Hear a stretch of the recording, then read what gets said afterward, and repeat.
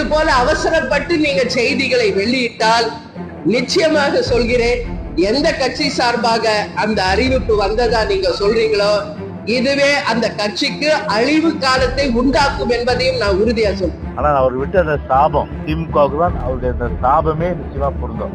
அவருடைய சாபம் சும்மா விடாது. அதாவது அவங்களுடைய பேட்டி முழுமையா கேட்டேன். மிக மனம் வேதனையோடு அவர் அளித்த பேட்டி. உண்மையிலேயே மன கஷ்டம்தான். ஆனா அவர் விட்டு அந்த சாபம் முழுமையா திமுகவுக்கு தான் பொருந்தும். ஏன்னா திமுக தான் பொய்யிலே புரண்டு பொய்யிலே வளர்ந்துன்ற மாதிரி புரட்சி தலைவர் எம்ஜிஆர் கூட ஒரு பாடல் பாடுவார்கள்.